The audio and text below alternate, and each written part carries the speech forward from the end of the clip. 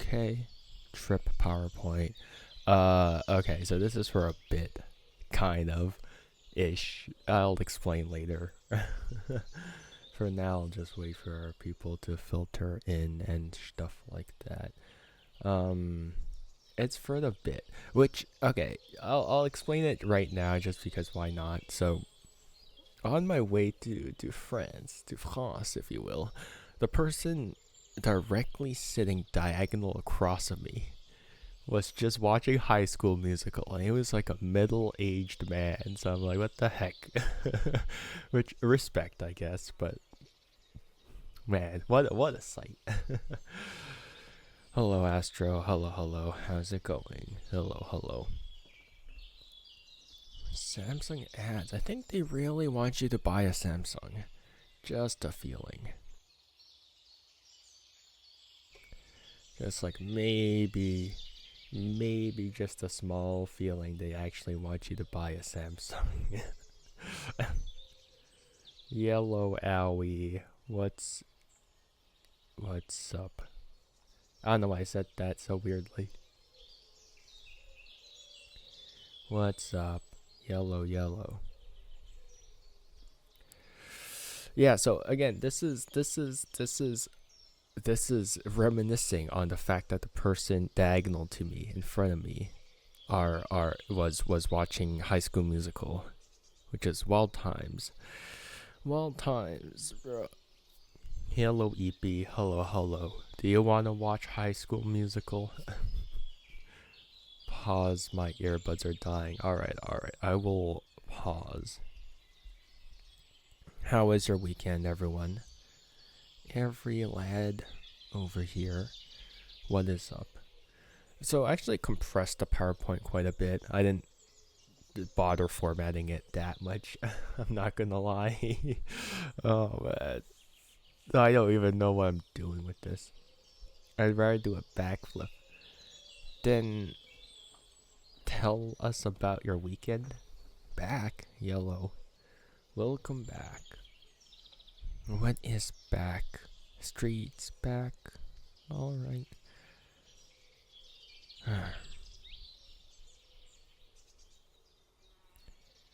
I was way too social on this weekend. Ew, socializing.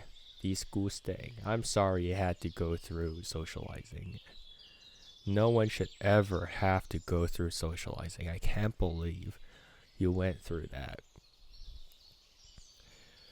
Unbelievable. Alright. Shall we start EP? Do you know if lock-in's showing up, or should I start the PowerPoint now? It's like oddly quiet here. But yeah, how was everyone's weekend? What'd you do that needed? You had a party. I invited 3 people and 7 people ended up coming. Ew. Well, that's okay. Well, okay. Just okay. Putting aside the PowerPoint for now. Like pigeons when you give one bread. Just that. That's so weird, though. That's so weird, cause like, if you invite 3 people and then suddenly 7 show up, like that's. Did they at least tell you in advance that 7 people were gonna show up? Or like, did they tell you like, oh yeah, we're gonna bring a +1 with us? Because if not, that's bad. That's so bad. Like, what are you gonna do? Like, you're screwed, They informed like 20 minutes before. That sucks though. That's such bad planning on their part. That's so rude to the host, right? Because if you're the host, no, come on, Azure, 20 minutes. 20 minutes is not enough, right? If you're the host and you need to prepare food, you're bringing in like, stuff like material, like plates and whatnot. Like if you're doing all that, 4 more people might not seem a lot, but it's a lot. That's so many people. Because that's you have to divide up your the plates. You have to add additional stuff. You have to divide the food up to 4 more people, and 4 more people eat a lot of food. Watkins doing a school project, by the way. Like, that's so trashy of them. I'm sorry. Like, I assume it's just a one-time thing, hopefully, but still, it is a very disrespectful thing to do. Right? Like, even if you're, like, not attending an event or bringing one person, it's always good to, like, ask if it's okay to bring an extra person if it's last minute and stuff like that. And not just spring it on them. I low-key told them they could eat the grass and blooming flowers. They can eat dandelion, Eating dandelion's healthy. Kind of. Not really.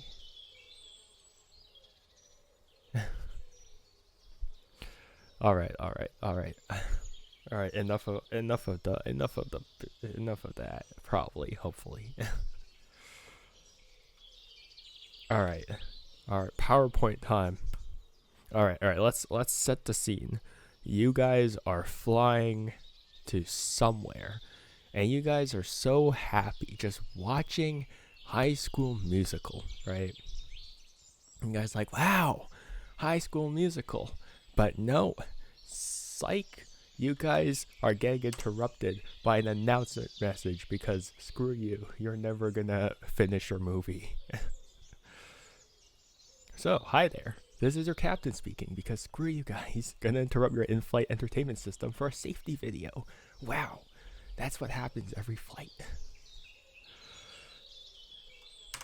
Oh, welcome aboard Air Ramen. We're actually too poor for a plane, so we're driving to our destination, which is why you see cars there. So, yeah. There's no seatbelt safety features whatsoever. If you guys are looking for leg room, there's no leg room. Yeah, just throw your bags underneath the seat or something like that. I don't know. Yeah. What is this? What is this presentation already? God, this is so bad. Someone save me from this. God, just leave me. And please buckle up your seatbelts. Don't look like this is an actual. This is an actual photo, by the way. I saw this on Amazon. Save the embarrassment of drawing attention to yourself by having to ask a flight attendant for a seatbelt extender, because apparently that's a product they sell on Amazon. I would not fit. Guys, I heard that from that airline end up exploding. No. That's because there's no airplanes in Air Ramen, Right back, sorry. Alright. Good thing I'm travel size for my convenience. So real for that, so real.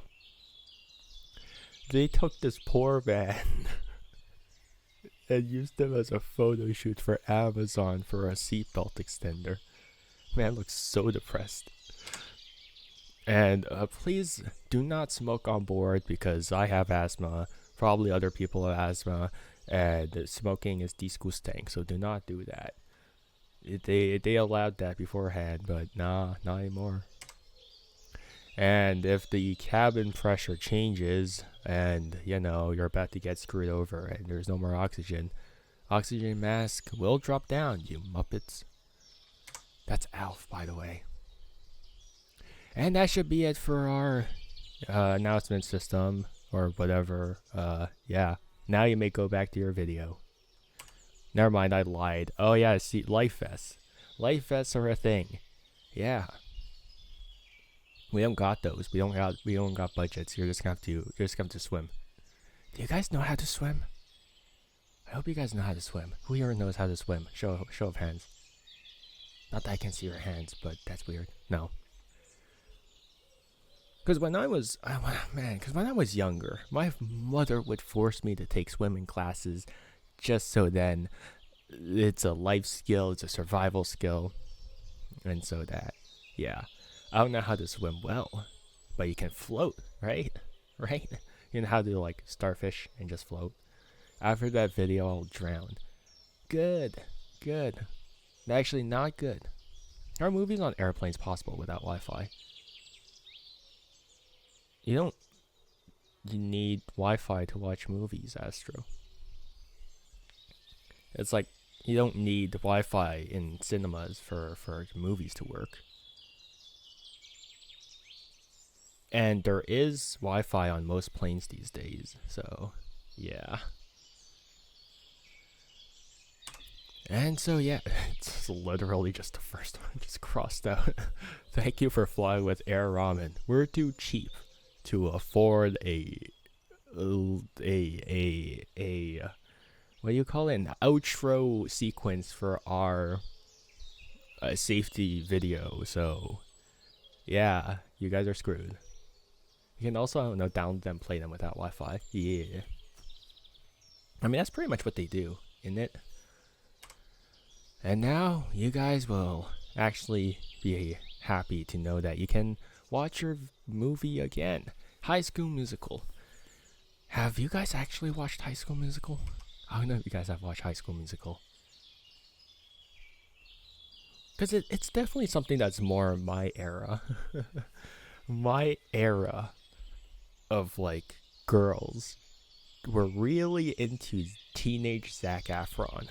Like Zac Efron was like the guy over there. You know, Zac Efron was peak guy for most girls back when I was in like primary. I hate the movie so much. You don't like when Zac Efron was clearly dubbed over when he was singing, quote unquote singing. What's wrong with Zac Efron singing? A lot of things, probably. Oh yeah, you guys are never gonna finish your movie. My sister's watched it over and over hundreds of times. I can't stand the movie anymore. Dude, I can't even watch it one time. Well, I've watched it, but like, not willingly, you know. Yeah, so you guys are never gonna finish your movie because let me present. Yeah, that's pretty much a theme in air travel. Have you taken a plane before Astro? Like, or how often do you take the plane? Because it is a running bit for most airlines to just constantly cut you off.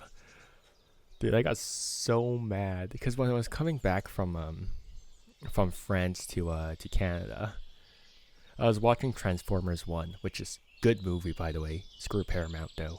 But I was watching Transformers 1, and it was getting interrupted so often that I was like, God, this sucks.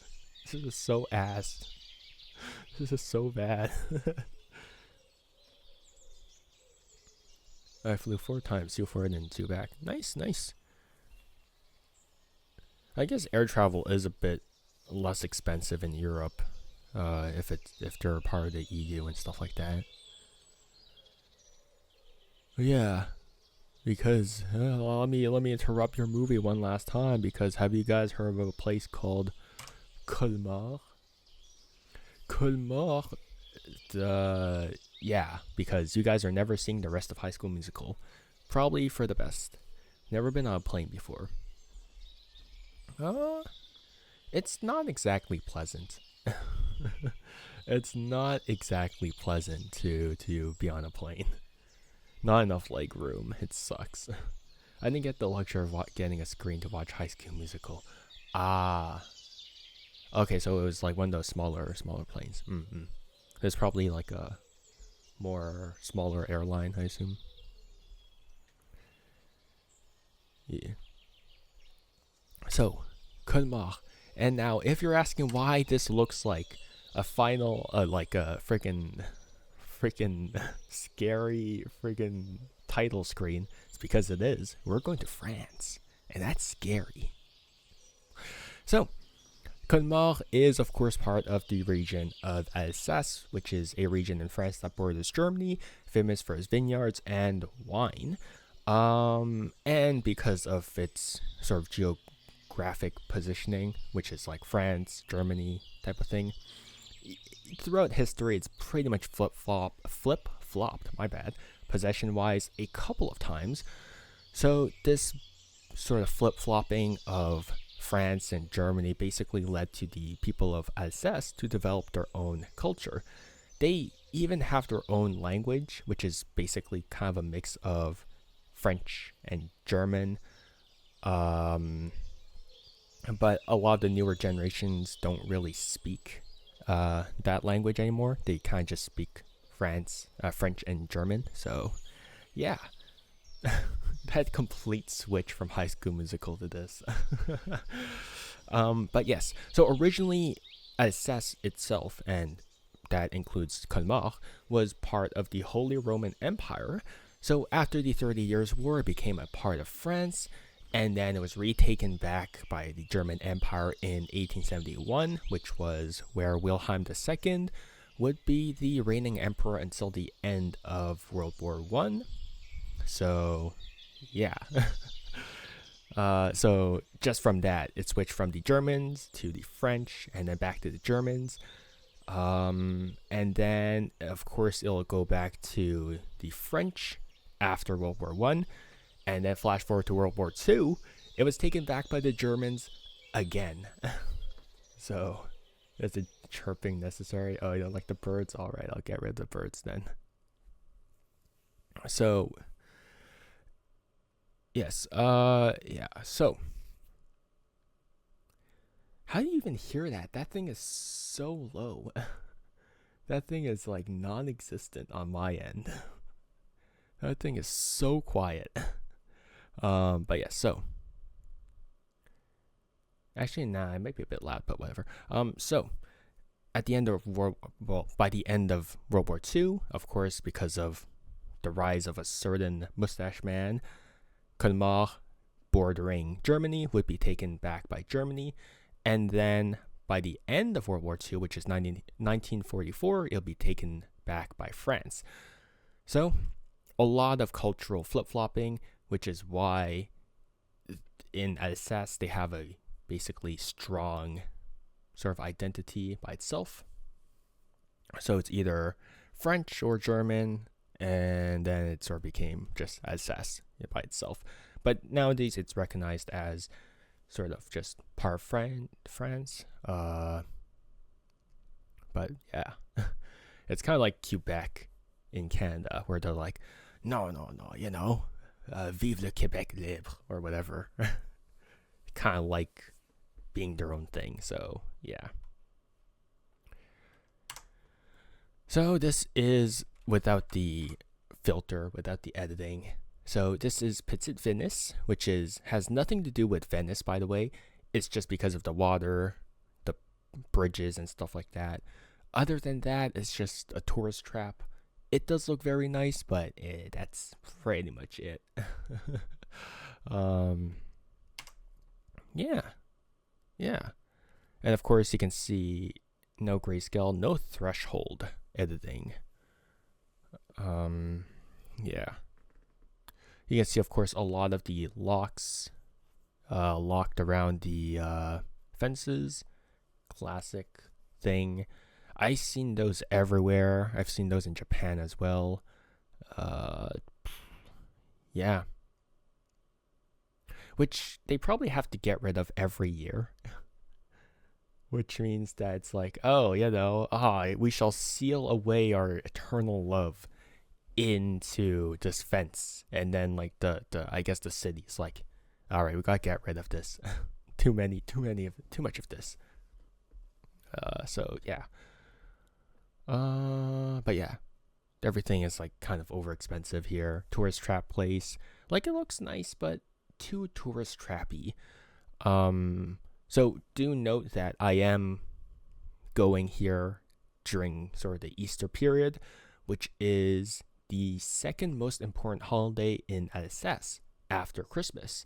So yeah, that's why you'll see a lot of not Christmas stuff, Easter stuff here. Yeah.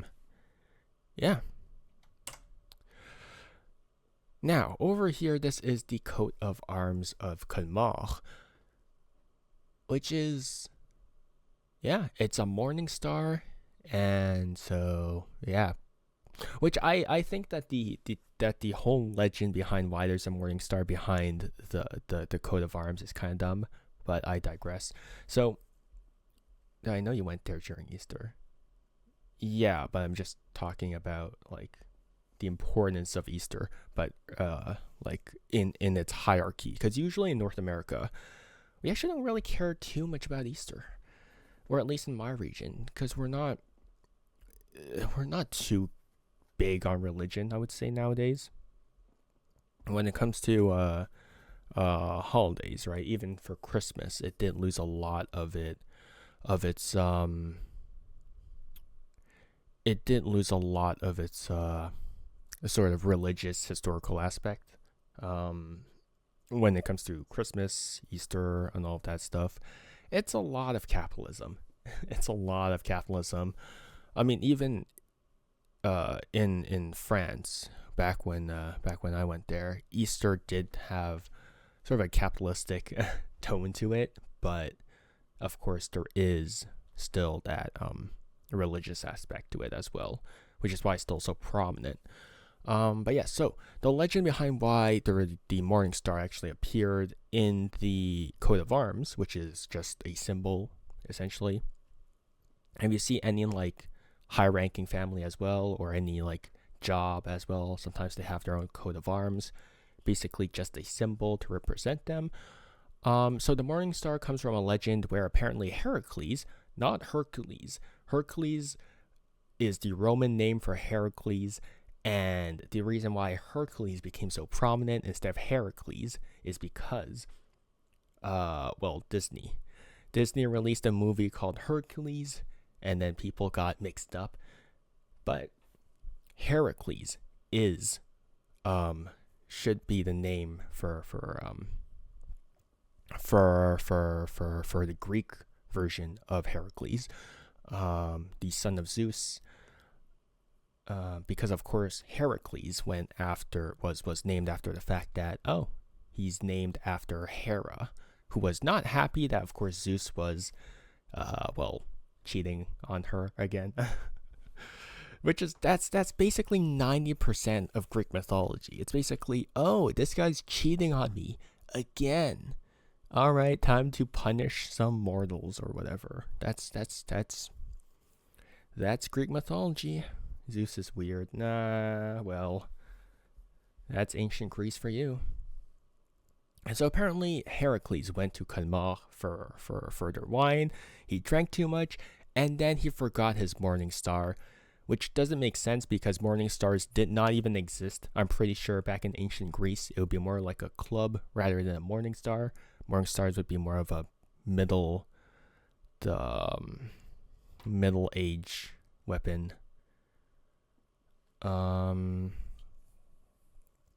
So yeah, that's anachronistic. And the people of Colmar, hoping that Heracles will return, collected his weapon and then hung the weapon up, which is why you'll see the morning star in the coat of arms of Colmar, even though I think that legend is bogus, because why would Heracles go to Colmar in the first place? Like, that was not timeline wise, legend wise, that doesn't even make sense. Like, there's no reason for him to go there. I don't even know if Colmar existed back when ancient Greece was the thing. Probably not. It's anachronistic, but sure, it's a legend. And of course, the red and the green was a recent addition from Louis XIV, Louis XIV. So yeah, that is our current coat of arms. Now, the coat of arms, the photo of the coat of arms, it came from this, which is the train station, which was constructed under the reign of Wilhelm II. So this was constructed when the Germans had control of Alsace. the architecture itself was actually taken from a train station in Poland. So this actually looks quite similar to a Polish train station. Yeah.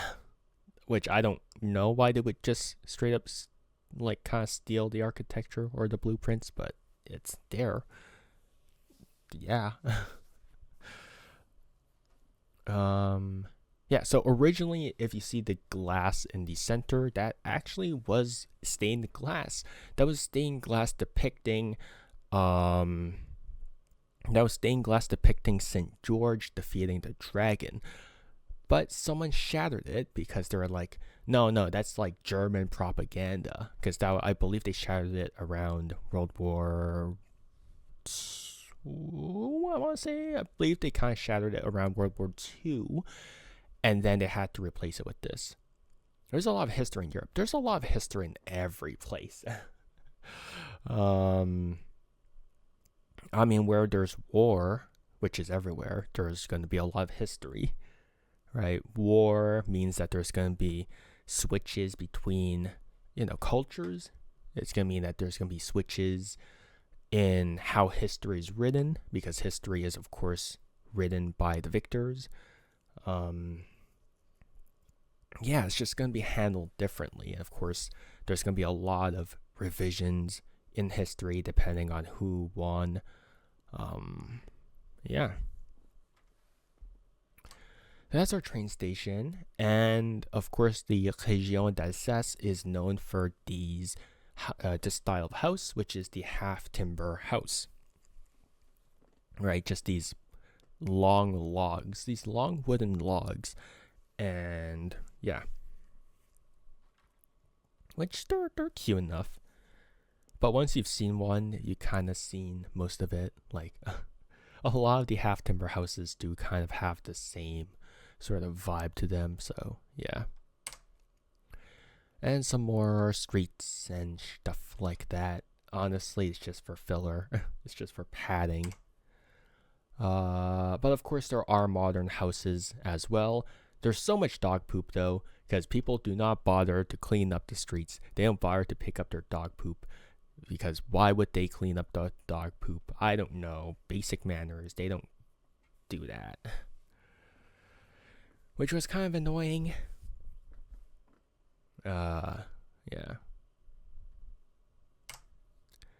But the streets do look nice, especially with all the flowers blooming and whatnot. So... yeah, that's all I can give it. And here we have a cute little art exhibition by the workers in the hospital of Colmar. There's a whole bunch of little teddy bears there, very cute. More art, some paintings, the texture over here. Yeah. And this is a original manuscript from the Bibliothèque des Dominicains, the Dominican Library, which is basically a library with original books from the Age of Enlightenment, which is Voltaire and all of that stuff. That's pretty much the only photo I add into this PowerPoint, but lots of original manuscripts, which is cool, because history. And here are some of our Easter stuff. Mr. Rabbit off to the left over here, the fountain, and yeah, some more Easter decorations. Chimkin. Yeah. Very puffy chicken. And of course, some obligatory flower photos, because why not? This is an English daisy.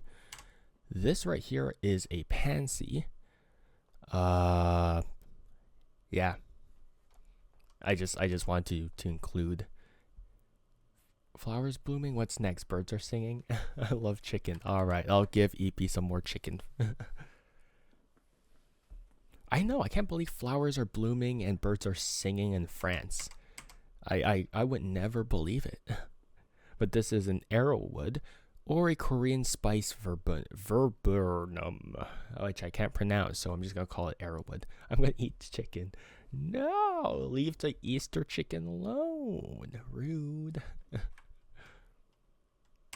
And this is a large cupped daffodil. So yeah, I just like my flower picks. So yeah, obligatory. Now, there is a replica of the Statue of Liberty in Colmar. Now you might be asking, why? Why is there a replica of such a famous statue in such a small town in France? Good question, person who asked, which is me. So, one of the most famous people that came out of Colmar is Frederick Auguste Bartholdi. Now, if you don't recognize him, he is, well, the designer of the Statue of Liberty, even though Eiffel actually finished the engineering, but whatever. So, the designer was from this city, Colmar, which is why you get this replica over here. It's like we're in New York, which I don't know why you would be in New York in this state. But yes, this is his museum, the museum dedicated to Bartholdi. And not really entrance. The entrance was the other thing, but yeah. His more statues from him. So this is Vercingetorix, a Celt. I don't know how to pronounce Celtic names, but yes. I just knew that statue was a present from France. Yes. So, yeah, so it was actually, the statue was actually constructed in France and presented a year in France first, and then they took everything down, and then they shipped all the pieces to New York. And then turns out, so it's actually interesting because originally Bartholdi went to Egypt to be like, oh yeah, this is such a cool place. Like, look at all these, look at all of these landmarks and whatnot. I want to build a statue there. But then, like, the president of Egypt was like, well, we're kind of poor right now, because we just finished building a canal. So, yeah, we can't really afford to make a statue over here. And as a result, Bartholdi went to the U.S. and just decided to build the Statue of Liberty over there. Now, the original deal between France and the U.S. for the Statue of Liberty was the U.S. makes the foundation, the base where the Statue of Liberty was supposed to stand on, right? Which is very, very iconic nowadays. But when France shipped all of the pieces of the Statue of Liberty to the U.S., the U.S. hasn't even begun constructing the foundation. So then France was like, bro, what the hell? We're just going to leave our boats there and there's not going to be any foundation. But then the U.S. does what it does. It's like, all right, we got to get funds to build the foundation for the Statue of Liberty. So guess what? We're just going to present it in the newspapers. We're just going to sell souvenirs. We're just going to be full on capitalistic. Just give us $1. Yeah, each person gives us $1 and we'll be able to build the base for this beautiful statue. And then they got so much money, and then yeah, they were able to build the base, and then the Statue of Liberty was put on top of that base. It's just capitalism, Have the common people pay for the base. That's basically what happened. But this man over here was the man who defied Julius. Well, obviously, it's pronounced Julius Caesar nowadays, but it should be Julius Kaiser. Yeah, so he was the Celts. He was the leader of the Celts who was like against Julius Kaiser, and essentially he was like, "Hey, I'll surrender myself, let go of my people, But then Julius was like, nah, I ain't dealing with this man. Captured him and just executed him anyways. But that's why he's iconic. He stood up to the one and only Julius Caesar. And that's his horse. That's his horse turned into an analog horror creature. Jump scare.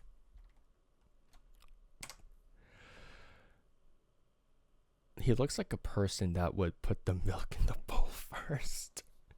Well, leave him alone. But now, we will interrupt this beautiful presentation with your meal service.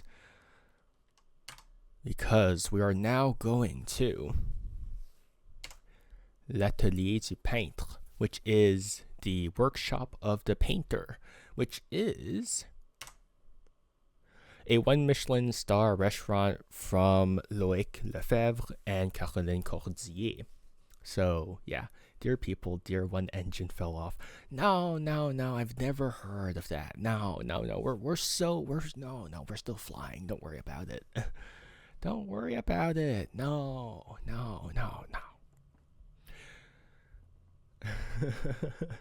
Not the government drones. The birds will support the fallen engine. Don't worry about it.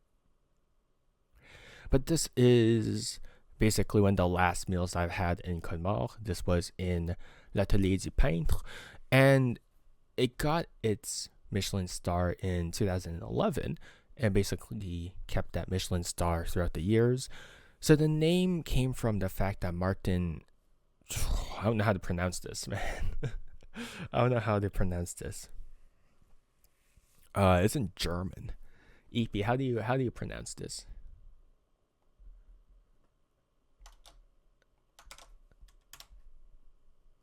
So the name came from Martin, whatever this last name is, who is an artist from the 15th century, and he lived in the exact building that the restaurant is in.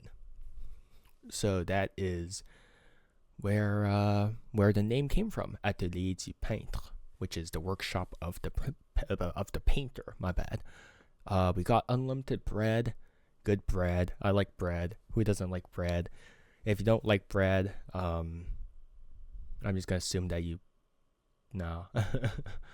So we got unlimited bread, the best, of course, case scenario of not having like limited bread. And along with the bread was a smoked butter, which is, I assume that they smoked it right after they sort of churned the butter. They separated the milk, the buttermilk from the butter. So I assume that's when they actually smoked the butter solids, but who knows? I don't know. Maybe they use liquid smoke. Who knows? If you don't like bread, try again. Yeah, it's pronounced the same as written. What do you want from me? I don't know how to pronounce it, EP.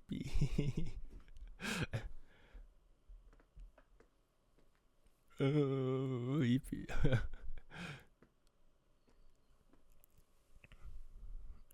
In retrospect, I should have researched how to actually pronounce his name, but yeah.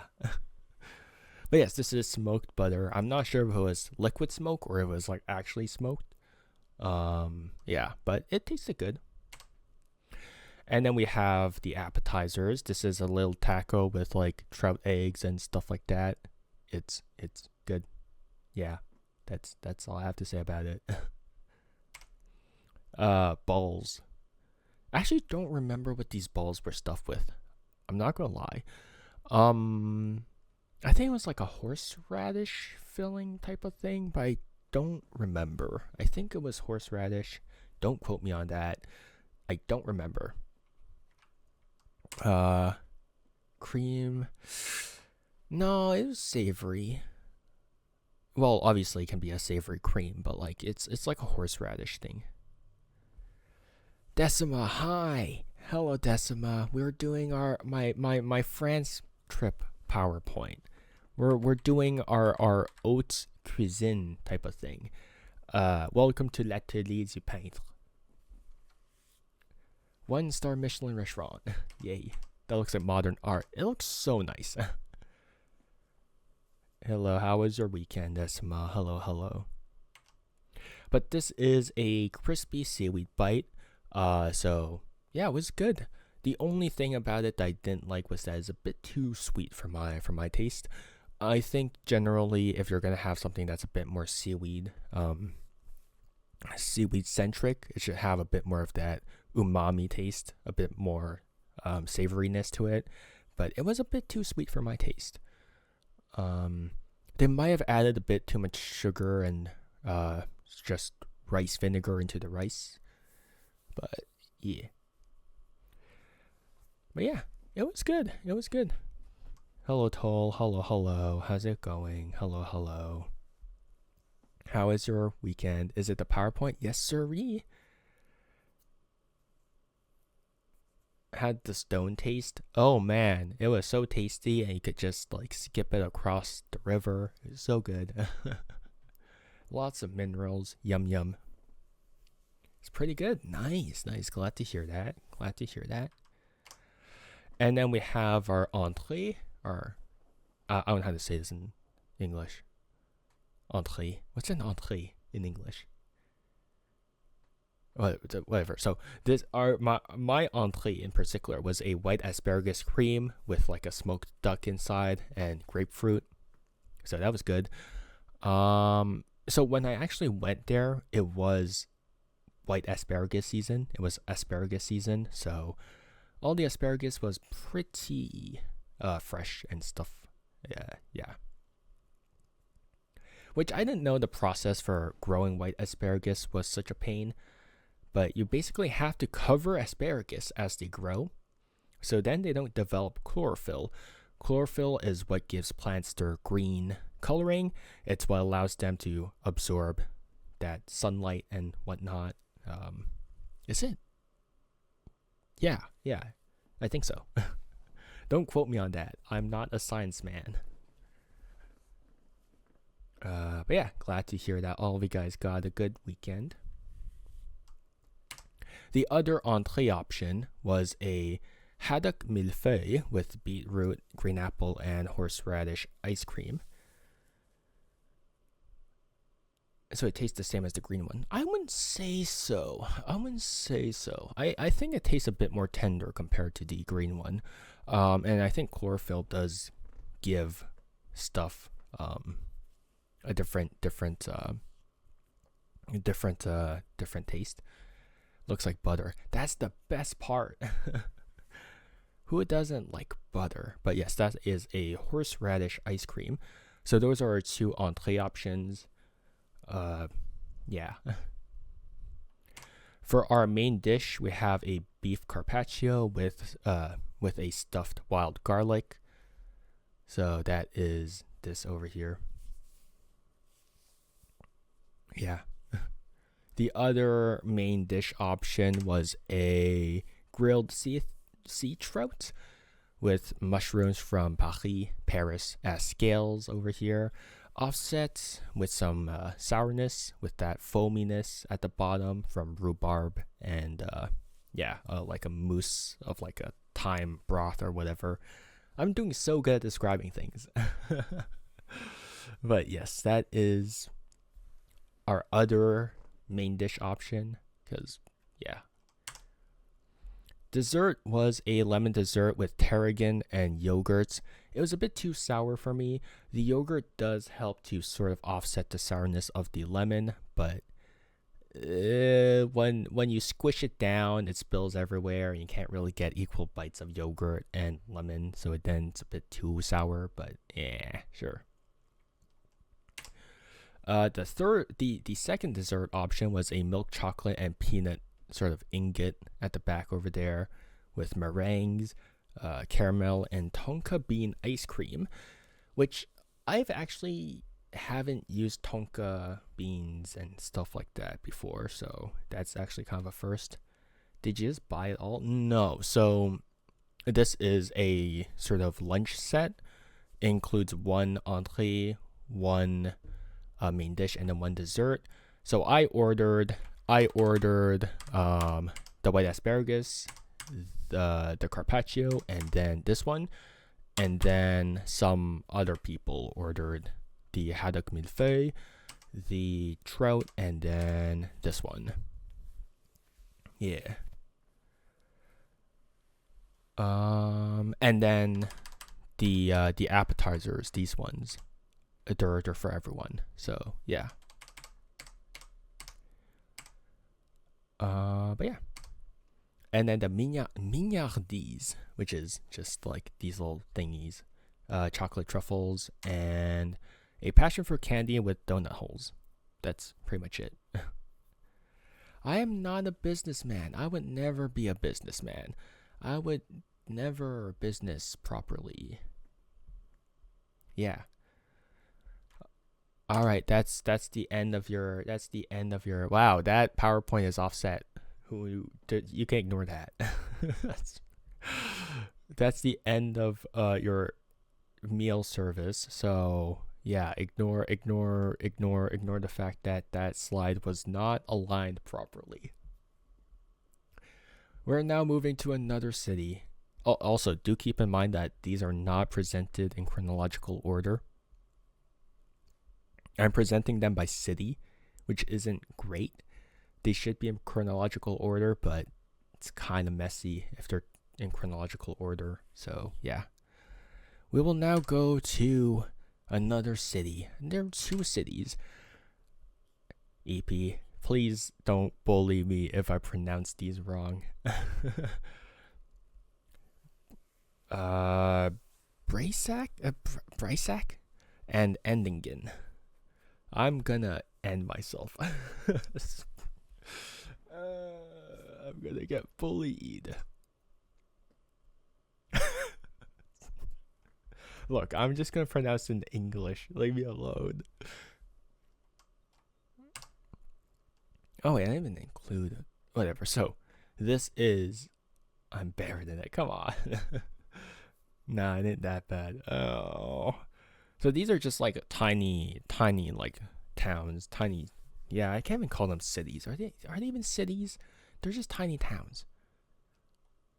This is a church. Yeah, it's a church. The wonders of Europe. Churches everywhere. Which you don't really see in Canada, right? Churches everywhere. Whereas if you go to Europe, there's a lot of churches because that's where sort of where everything popped off and stuff like that. You got dragged to church. Not yet. Oh, I guess I can tell the story because that did take place in Colmar, technically. So, okay, I need to tell the story of how I got dragged into a Jehovah's Witness sort of Easter convention.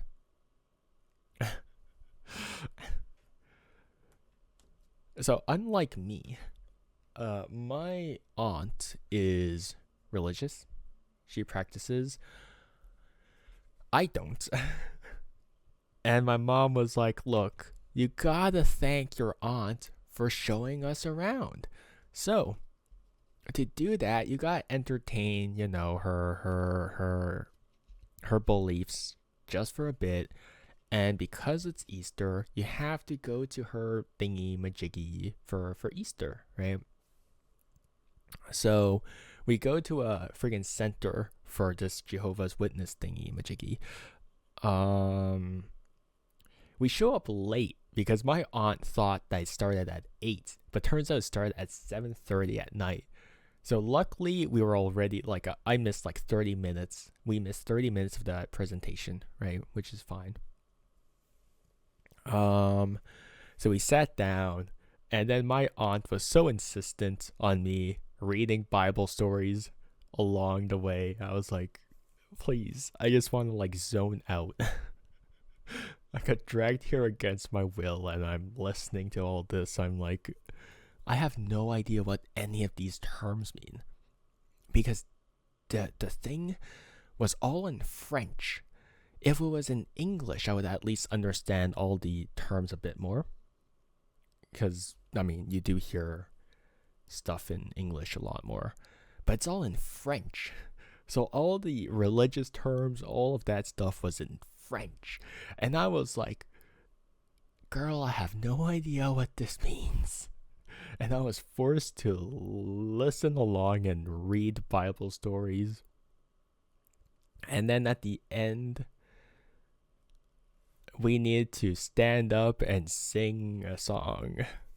But I'm like, I can't even see the lyrics on screen because there's like tall people in front of me. So I'm like, I don't even know I'm supposed to be singing. Why would they be in English? I don't know. Why would they be in English? Oh, God would not want to be in your place.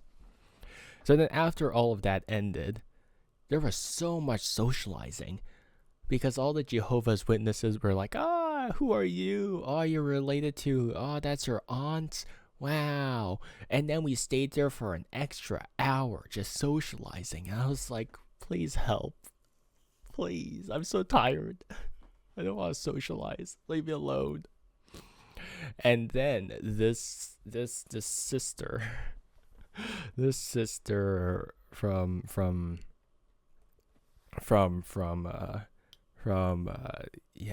Jehovah's Witnesses were like, yeah, I'm doing like a mission to Congo. This is my second time doing a mission in Congo. But the first time I went to Congo, the brothers and sisters there were kind of corrupt. They tried poisoning me like twice. I knew it was poisoned. I saw it in their eyes. They were going to poison me. And I'm like, what the hell is going on here? What the frick? Why are you telling me about that time you got poisoned? Like, what the heck?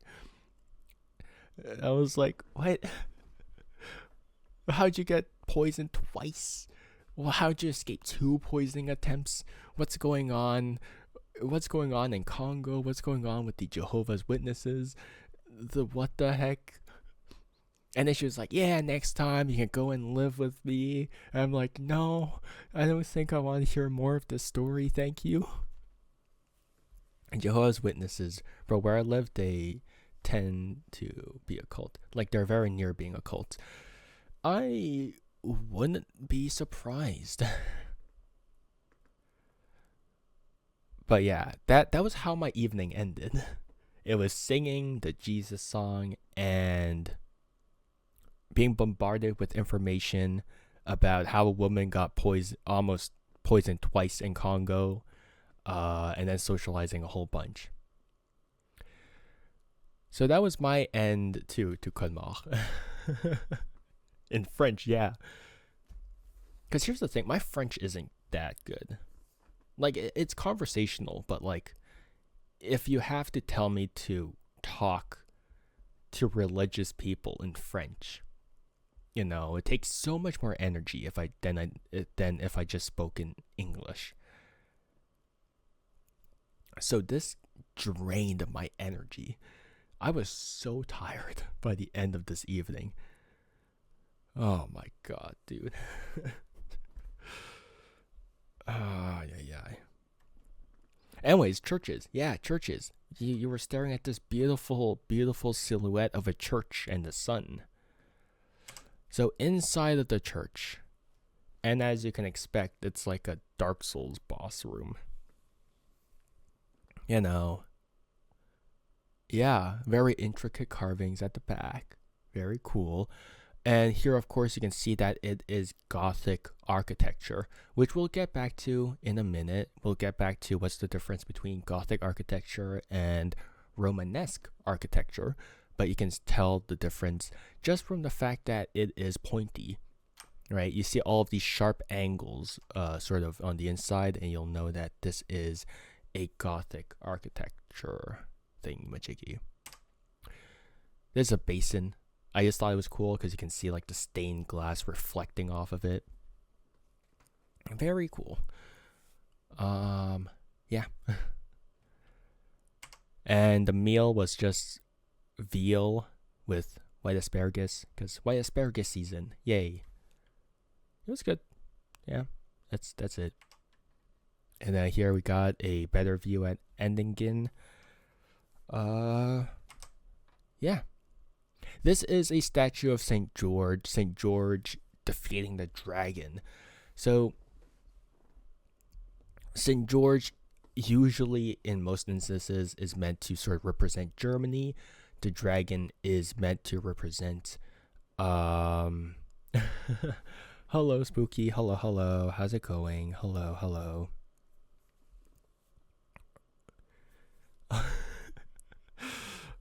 So St. George, if you don't know, is a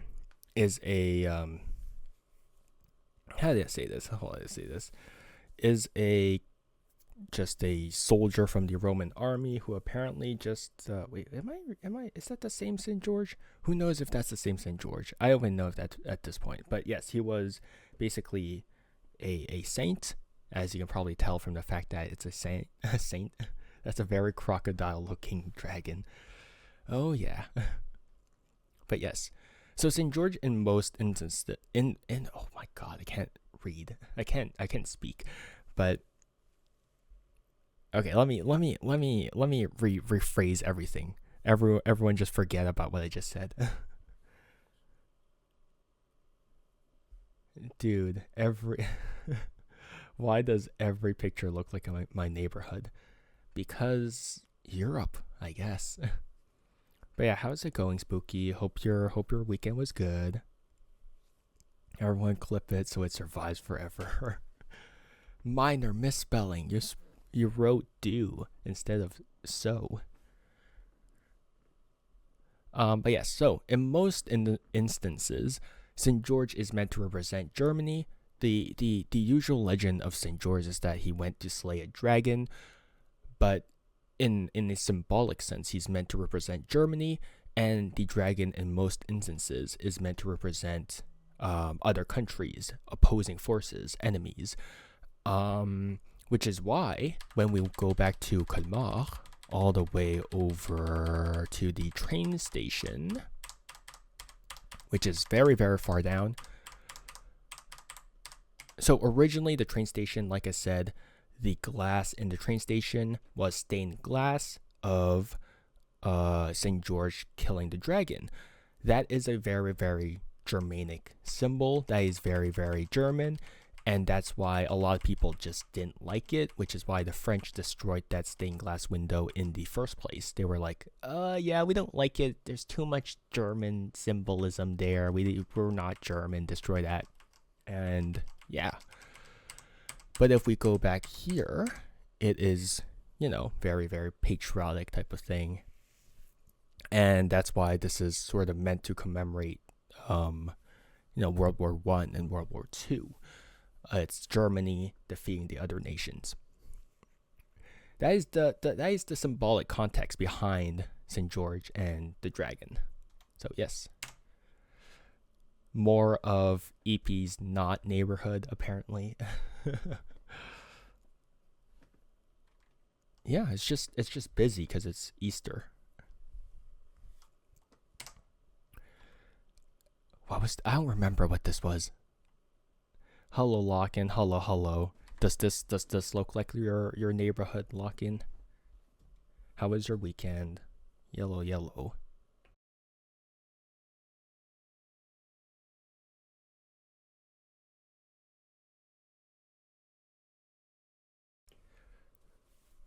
The first question I ask when Lock-in joins. Does this look like your neighborhood? This looks like town. Well, it's very different from North American towns, Lock-in. Very, very different. And now we will interrupt your trip from Endingen to move on to another place known as... I still have no idea how to pronounce this. Help. An absolute scary title card. Rickerville? Help. I don't know how to pronounce these names because they're all in not French.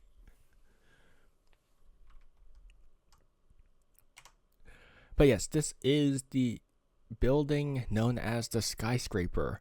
It is the tallest building in the area, but it is tiny by today's standards. but it's still kind of impressive considering it was made in the fashion of a half timber house, which is difficult. I'll explain more about the construction of a half timber house later on, but yeah, it's relatively impressive, I guess. Yeah, I got like 3 minutes 38 seconds of it, but it's fire. Nice. What's the project lock-in? More photos of Alsace, because of course, where there's Alsace, there is vineyards and stuff like that.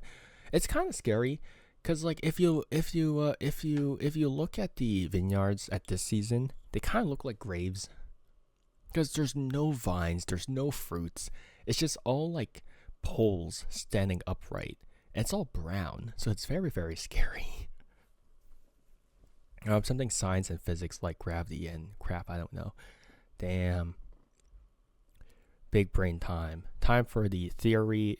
Time for the general theory. Wait, theory of general relativity. There we go. But yeah, Alsace, a wine region. Couldn't finish my German text though, so I'll have to do that tomorrow. Alright, good luck. Newton.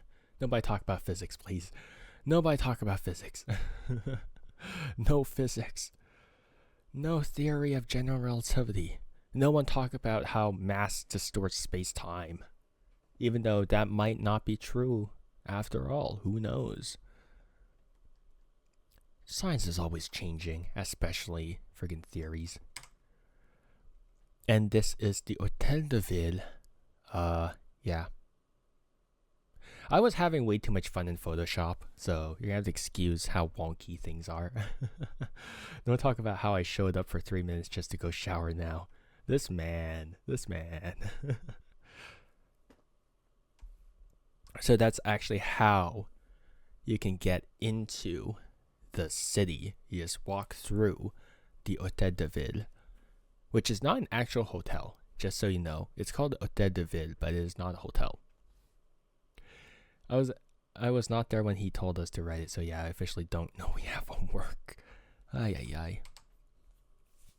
Some more half timber houses. Yeah, half timber houses. More streets. It was actually very, very quiet.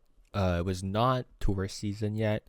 Tourist season comes a bit later on because, again, Alsace is a wine region. I assume that usually people start coming in a bit later on when wine starts flowing and whatnot. Bunch of alcoholics. No. I still hate that wine is cheaper than water, usually. Oh, man. Friggin' water. Water, you gotta pay for water. It's like when you go to like a restaurant in North America, it's like, oh yeah, here's your water, and then that's gonna be fine. But then you go to France, and it's like, pay us for water. It's like, ugh. I guess I'll just get a soda then. I guess. I'll be right back. Give me 8 to 10 minutes. Alright, have fun with your shower. See, this is what I mean. It looks like a graveyard to some degree. It's just brown sticks sticking out of the ground, and you're like, wow, that's kind of ominous.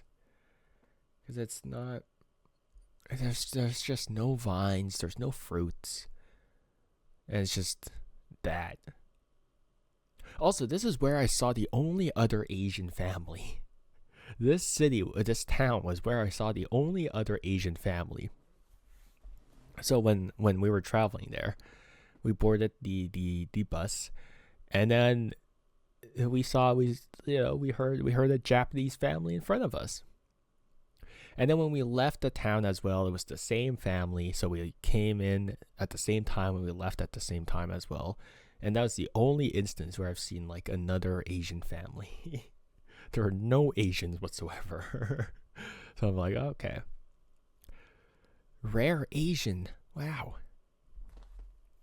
Which I guess it is kind of rare to see like Asians in less touristy places of Europe. Yeah, I mean, I guess Asians do prefer especially like Chinese people, they prefer like shopping. They go to like Paris, they go to like other big cities in Europe to like shop like luxury brands and whatnot. So it's kind of rare to see them sort of in these smaller towns. No social? Nah, absolutely not. Absolutely would not socialize with them. So, yeah. See, it's scary. This is scary. This is so ominous. This is ominous. These fields. It's like, ugh. I mean, it's cool. Like, I imagine that if you went here when it's filled with like vines, with grapes, like it would look so cool. But right now, it's kind of deserted. And now we can switch away to another city. Yep. This is epilepsy. Mill house, which literally just translates to mill house, the place with the mill. So this is taken, where there's where there was an aristocratic square. So there's essentially like a part of the city where it's just like a square, like a park, and this place essentially has a hall for the Freemasons. So there's actually, I mean, in Europe especially, there's so many places where there's just Freemasons.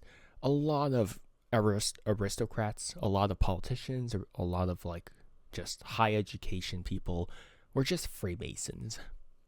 Yeah.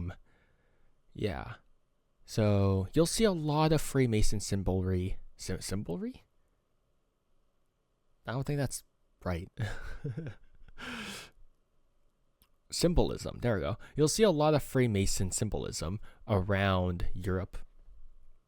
A lot of like just constructions will have Freemason symbolism. Yeah. Which, I mean, now that you think, and when you think about it, there's so many secret societies in Europe, right? We have, of course, the Freemasons. We have, of course, the Knights Templars. Like it's definitely where there's history, there's gonna be secrets, and that's where, of course, we see a lot of things just sort of develop in the shadows and stuff like that. Not that Freemasons are particularly subtle.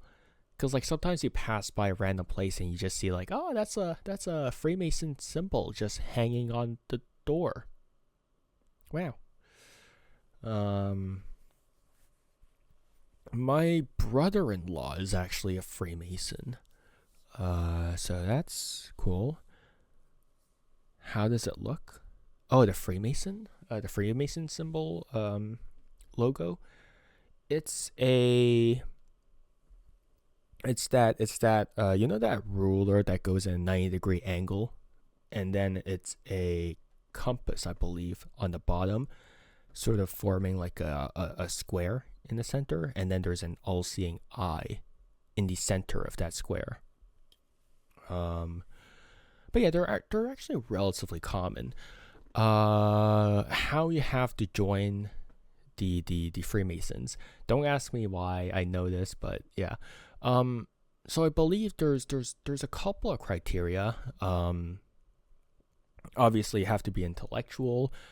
You have to believe in at least some form of higher power, and you have to pay a subscription fee every year. And it's a very male-oriented club, so a lot of the times when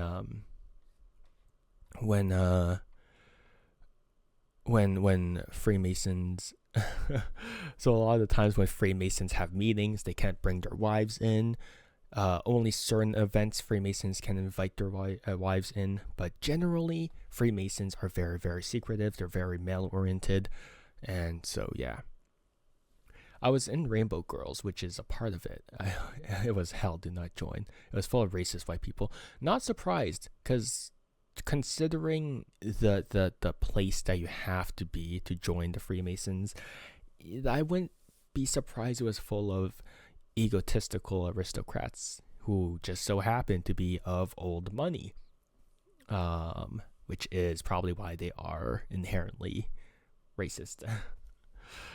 Like being the only Asian there was insane. I am not surprised. Ay. That sucks. But I believe a couple of magicians are actually Freemasons as well. I think David Copperfield is a Freemason. Yeah. So there's a couple of popular Freemasons. Yeah. And you can find their lodges pretty much everywhere. I think the Knights Templar are a bit more discreet, even though the Knights Templar are also offering tours in like Egypt and stuff like that. So basically, no secret society is fully secret nowadays.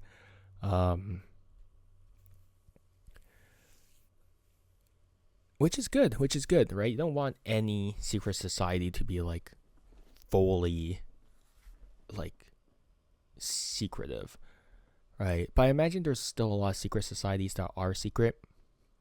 I mean, we didn't discover like Bohemian Groove until like pretty recently, right? Bohemian Groove was also something that's I think Bohemian Groove is still active and it's still extremely secretive, and it's just on high alert, right? We had to make flags for an event we were doing, and they gave me Japanese, Chinese, and Korean flags to do. Bruh. Oh, we was straight up the diversity hire. But yeah, I mean, I know I might sound somewhat like a conspiracy theorist, where I'm like, secret societies, they run the shadows, they run us from the shadows. But like, imagine how many things are happening in the background, right? Bohemian Groove, again, that's a very famous example that most people don't know of. I mean, it was popular, but like not people don't actively research it, right? There's a lot of rituals in Bohemian Groove. Yeah, and the fact that Freemasons still have events where the members' wives can't join is very, very interesting. So as much as I want to be like, oh yeah, it's just a conspiracy theory. I mean, just because it's a conspiracy theory doesn't necessarily mean that it's not, true. I didn't even want to join. My grandma made me join and paid for me to go without asking. Jeez. Literally, they didn't even let me do my own country's flag. Ugh. Yeah, that's why I'm not inherently keen on joining any secret societies. Never in the US, but I'm Vietnamese. Yeah.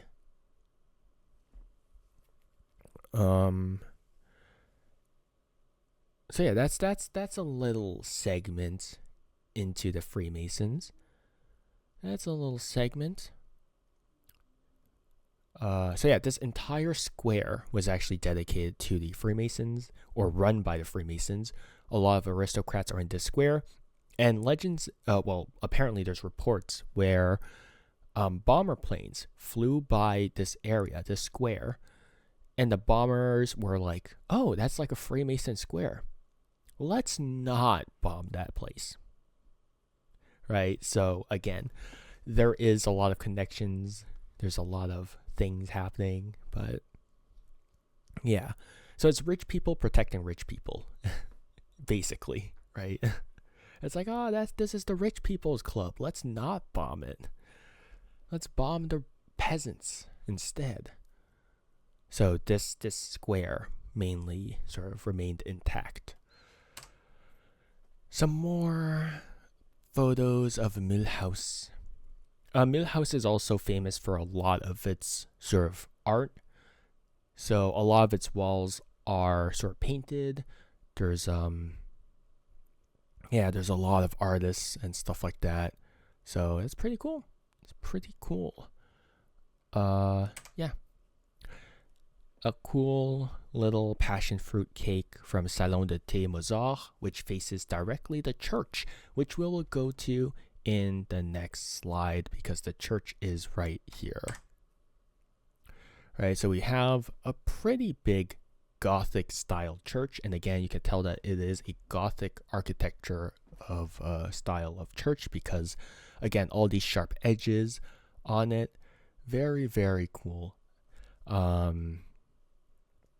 Yeah, Europe, yay! You get like two styles of churches. I love Gothic architecture, yeah. And of course, some nice stained glass. I like visiting churches, not because I'm necessarily a religious person, but because, God, I love stained glass. Stained glass is so beautiful, especially if you see it sort of reflect the light.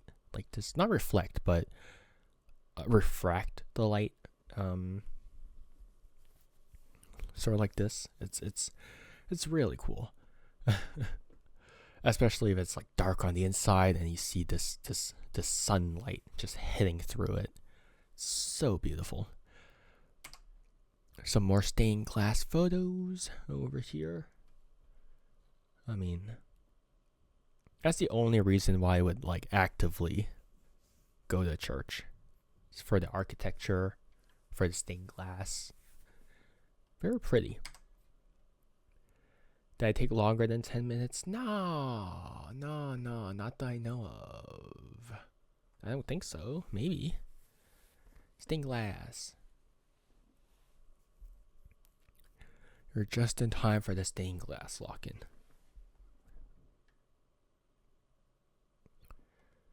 I did. Damn, you took longer than 10. Unbelievable. 14 minutes.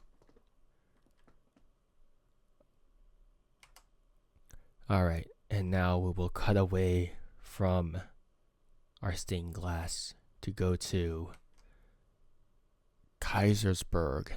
I think that's how you pronounce it. I don't know how to pronounce this. Help. I'm gonna eat the glass. Hell yeah.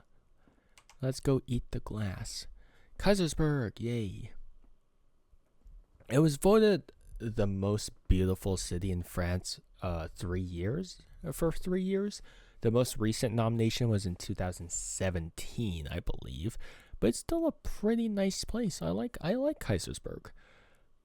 Is EP still here? Well, she might have eeped away. Of course, Chateau de Kaisersberg, which is this thing over here. This castle over here, which I believe was from the 15th century. So it's mostly destroyed nowadays, but it's still a cool castle. It's actually a nameless castle. So it's just there. there's no name. It's just there.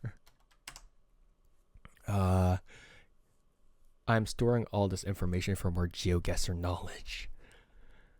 Dude, all of the towns in Alsace look kind of the same. They have a lot of the same vibe to them, and they kind of have sort of the same architecture to them. Like, once you visited one, you kind of visited them all. So it's like, I don't know if I want to visit more, you know. So it's cool. You can see nature invading the old architecture. Very fuzzy, viney. Good for region guessing. That is true. And here we have a tower that's part of the Chateau de Kaisersberg. So this tower sucked ass. So the inside of the tower was this spiral staircase, and it was horrible. I would not trust French architecture in my life ever again, because clearly the French repaired it, but yeah. So this was really sketchy. So it's a spiral staircase, but when you step on a couple of steps, a couple of these steps wobbled. This is modern architecture, by the way. It's not restored architecture, it's modern.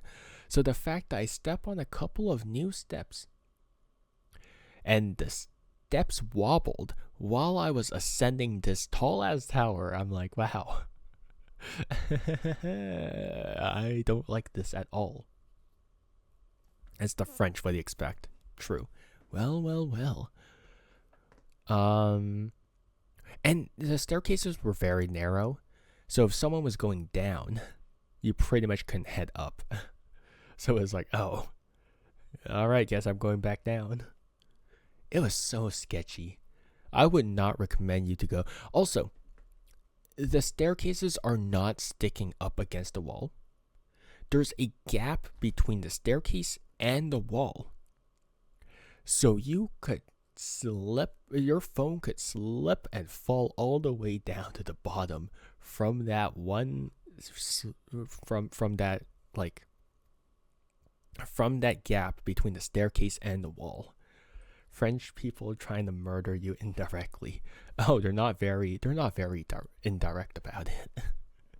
Sketchy as heck. Yeah. Like, the original construction, I think, was German. And then, of course, Alsace sort of became French again. And, of course, as a result, it got under French maintenance. Hence the sketchiness of the staircase. Wonderful. Alright, have a good night, Toll. Bye-bye. See you. Take care. Bye-bye. Some more vineyards. Spooky vineyards. Yeah. And this is the view from the top of the tower. You can see the vineyards and you can see the surrounding small towns over here. I do have to admit, it is very, very pretty. It was a very, very pretty site, and it's nice to get it's nice to get sites that I typically wouldn't see in Canada, because like you do get this half timber house style architecture for all of these sort of smaller towns, which again is very uncommon here in Canada. So yeah. More half timber houses. So I successfully survived the tower without anyone perishing, which is good. Yep. Again, you can tell it's Easter. Very colorful, very eggy, very Eastery. This is a collet de porc, which is a smoked pig neck. I believe traditionally it is eaten with sauerkraut. I did not order sauerkraut. I'm not a sauerkraut person, so yeah, it's raw. Nah, not smoked. There's a difference. It's bloody raw. And also, I think sometimes my camera just turns a bit more pink than it should be, but it's not raw. It's not raw. It's just pink. And also, I found this fat cat. Do I even sauerkraut you in France or Germany? I'm in Alsace. Alsace is a region that borders. That's in France, but it changed ownership between the years.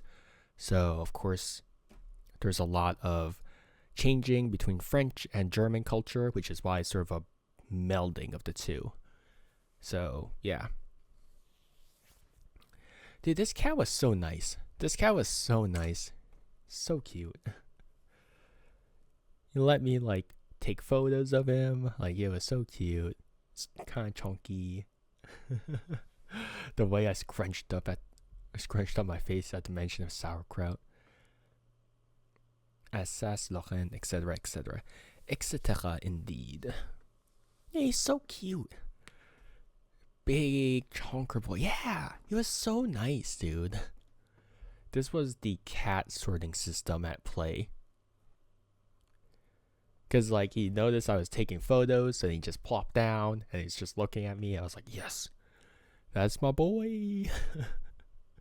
Very round boy. Very round, very cute. And this is a fortified bridge. So you can tell that sometimes there's like slits in the bridge. That's where you would have like I guess soldiers there and stuff like that. I don't know. Flowers, back to flowers. Who needs bridges when we have flowers? Sauerkraut, not too bad, not too good. It's not my type of thing. We have hyacinths over here. More hyacinths. Pink and white. Apparently, I just skipped that for sure. Okay. This was the town hall. This was the Hôtel de Ville, which is the town hall. And yeah. Architecture. Yay. And now we can move on to the... What was this? Oh, Citystat. As an Austrian, I can agree sauerkraut is good if prepared well and fits the rest of the meal. I see. Yeah, but you're biased. What meals would you eat sauerkraut with? We are in Citystat. I have no idea what this thing is. I just chose it because it's kind of a cool building. But other than that, I have no idea what this place is. None.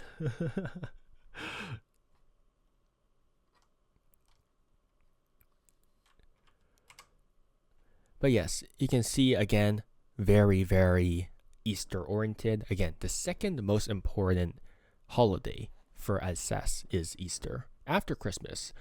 So what's really interesting about Citystat is that even though it's kind of it's not really the biggest city. I think Milhouse is bigger, but Citystat is still kind of nice. So what's really interesting about Citystat is that the oldest known mention of the Christmas tree is actually referred in this city's archives, which is in 1521. So that's really, really cool, is that the Christmas tree is just 505 years old. You know, it just shows you the progression of sort of development of culture and stuff like that. You should go to Spain during Easter. Oh boy, I don't know if I have the money to go to trips. My family was looking to go to Spain, but yeah. Now, you might be asking yourself, what's the deal with rabbits in Easter? What's the deal with bunnies and eggs and all of that stuff in Easter? And why does that actually just correlate with or relate to Christianity? Why does that relate to the resurrection of Christ? So, good question. The person who asked it, who is also me. So, the reason why this Easter became associated with bunnies, with eggs, and the reason why, of course, the Christians sort of adopted it is originally Easter was a fertility sort of period for more pagan religions. So you can see a lot of, it was like a spring fertility sort of thing. You can see a lot of those in the form of bunnies. We all know what bunnies do. I won't say it, but bunnies are sus. Eggs, again, symbol of, fertility and stuff like that. It's inherently a very, very sort of it's a sort of festival that celebrates that sort of thing, especially with all of the symbolism. And then eventually, as Christianity spread, of course, they realized that, hey, these two dates kind of match up, so we might as well just combine the two. And that's why Easter sort of became associated with the resurrection of Christ. It's that, again, we see this development of culture, of festivals throughout history. And that's why you see this melding of Christianity and pagan cultures in the form of Easter, where the resurrection of Christ is now seen alongside the capitalism of bunnies and eggs. You should go see the capirote hats in Spain. Bunnies are freaky. Does it start with H? Yes, they do. Bunnies do tend to reproduce a lot. So again, symbol of spring, fertility, and all of that stuff.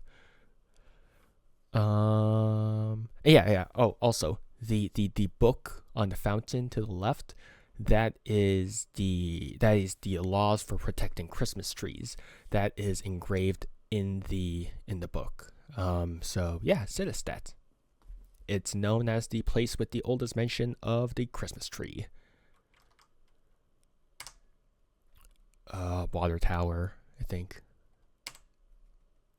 Ferris wheel. Not Ferris wheel. Merry-go-round. That's the proper thing. I don't have a childhood. I don't know my things. Merry-go-round. Carrousel, la belle époque. Some more photos of Sittestat. Yeah. Okay, now, I've never ridden a merry-go-round. Oh. You should go on one with EP. That'd be fun. Right? Yeah. That'd be a cute date night, right?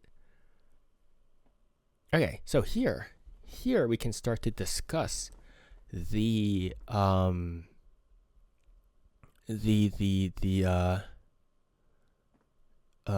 differences between Romanesque and Gothic architecture. So, Romanesque architecture, Roman architecture, unless it's that money laundering one. For merry-go-rounds? Every merry-go-round I have to pay for is money laundering. So, generally in Europe, you'll see two styles of church architecture. You'll see Romanesque and you'll see Gothic. Romanesque you'll be able to recognize with a lot more round edges. You'll see the pillars are like Greek architecture, Greco-Roman architecture, where it's smooth and whatnot. Whereas with Gothic architecture, you'll see a lot more sharpness. You'll see a lot more pointiness to things. And that's the general sort of basic distinction between the two. Now, Romanesque architecture is not just Roman. It's actually a combination of Roman, Carolingian, Ottonian, Byzantine, and Germanic architecture. So it's a whole melding of the cultures that sort of the Roman Empire took over of, right?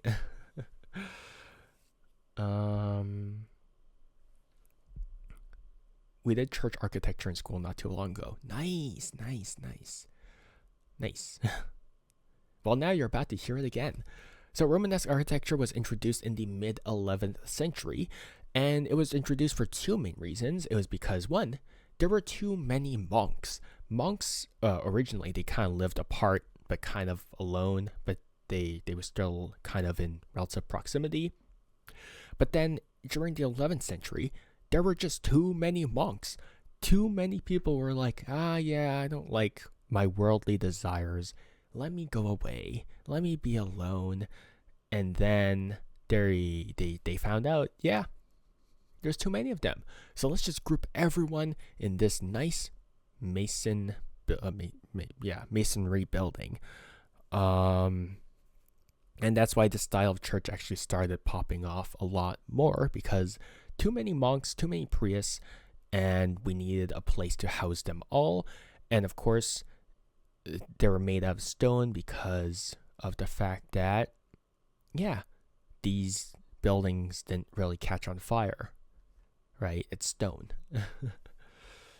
I have a huge pimple on my nose. Did not want to hear that. So that is the introduction of Romanesque architecture, and it persisted until the emergence of Gothic architecture, which came during the 12th century. So this style of architecture was introduced to let in more natural light. The monks were made out of stone. Dr. Stone? Yeah, So yes, Gothic architecture was made to let in more natural light while still preserving that same grandeur, that same largeness of the buildings. Um, yeah, so that's Gothic architecture. It's a style that I think came from France, if I remember correctly, and not the Goths. The reason why it's called Gothic architecture, even though it is not technically Gothic, was because anything that wasn't Greco-Roman during that time period was called Gothic. So when we say Gothic architecture, it's not because it came from the Goths, it's because it's kind of like a slur, right? We say it's a Gothic style thing because it's like, it's barbaric. It's not from the classical style. It's like, ew, ew, brother, ew, type of thing, you know? So it's basically an insult when they say it's Gothic because it's not this refined classical era of things. So those are the two distinctions of architecture: Romanesque and Gothic. But of course, both have stained glass. Very, very beautiful stained glass over here. This is, of course, the Romanesque architecture. Very round, very pretty. Love stained glass so much. Very colorful. And here we have our Gothic style architecture again. Very sharp, very pointy. And yeah. And another way to find out whether or not something is Gothic is that if you spot the stained glass at the back, you'll see these circular sort of stained glass panels with a shape in the center that's sort of sharp. So again, very, very characteristic of Gothic architecture. Some more stained glass, very pretty, very Gothic, very nice. So demure. Why they say that? This was a bread museum because, yeah. So this is the Bibliothèque Humaniste. So that is the humanist library, and it has multiple preserved manuscripts from Alsace and is listed in the UNESCO Memory of World Register. So lots of preserved knowledge over there. We don't want the burning of the Library of Alexandria to happen again. Would be a shame. And yeah, wait, I skipped one. This is an old building. It says Usine Dromsen.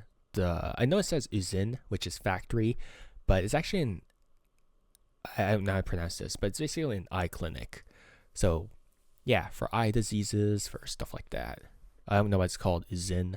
I don't know why it's a factory, but whatever. Easter, there's an Easter market in Célestat. So again, second most important holiday in Alsace. Yeah, bunny. I need glasses. I need new glasses as well. So yeah. Look at that, bunny. Yeah, they're soft boys. He's fighting against his sibling here.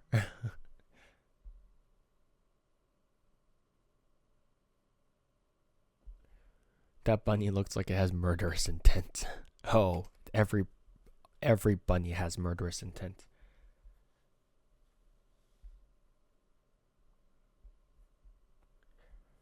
All right. Bombastic side eye. And here he has reclaimed his hay from his sibling. It sees victory in its eyes. And it is happy that his sibling is now hayless. No more hay from this rabbit. Yeah. Typical rabbit behavior. And that is the train station of Célestat. Yeah. It's cute.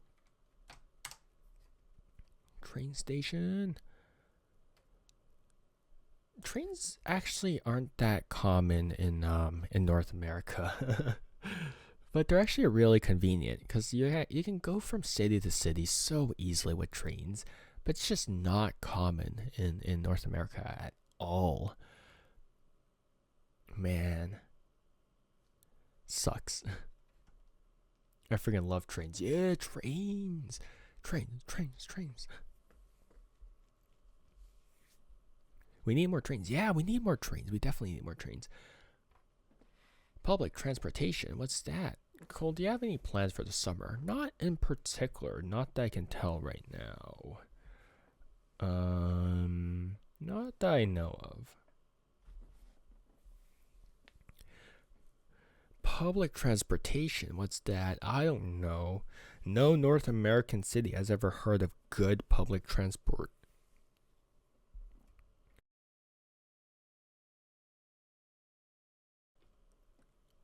All right. Have a good night. Lock in. Take care. Bye bye. See you. Bye bye. Take care. Dude, North America sucks at public transport. Like, I've never heard of public transportation that like is good in freaking North America. Freaking sucks, dude. Ay. More trains. Very well decorated train, I guess. Yeah. Very colorful. And then we shall reach our last destination, which is the Eco Museum. Which is the Eco Museum. Which is not actually like a... No, there's... Yeah.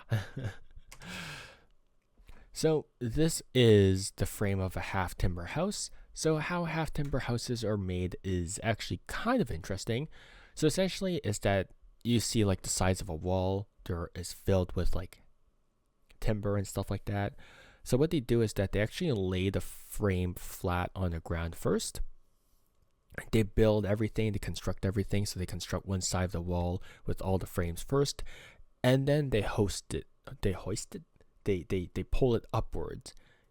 So then you have your wall, and then they fill those gaps in with a combination of, I think, hay and mud. So then you have like insulation and stuff like that. So yeah, it's definitely an interesting building technique. So they don't build from bottom to top, they build it flat and then they pull it upwards. So that is our half timber houses. So the Eco Museum is interesting is that it's filled with half timber houses that were auctioned off, and of course houses that weren't auctioned off are just going to get destroyed. But the houses here were basically just auctioned off. The museum bought it, and then they basically just bring them here into this village where it's just filled with historical stuff. And I forgot. Yeah, but it's basically it's a LARPing playground. It's a LARPing playground where people sort of reenact historical stuff occasionally. They explain things in the historical context. So yeah, it's a LARPer's ground basically. Yeah, history. A turkey, the ugly. Don't want to see that turkey. And then of course we see a stork, which is the symbol of Alsace. If you go to Alsace, you'll see a lot of storks everywhere. Storks traditionally are known as the bird that delivers babies.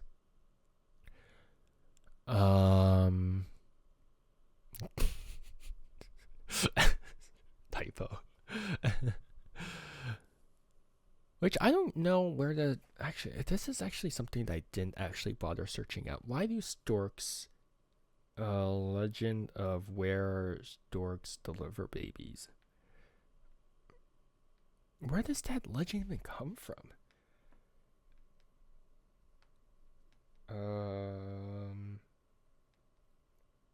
Where does that come from? Because... I researched the Easter thing, but I don't know where it came from.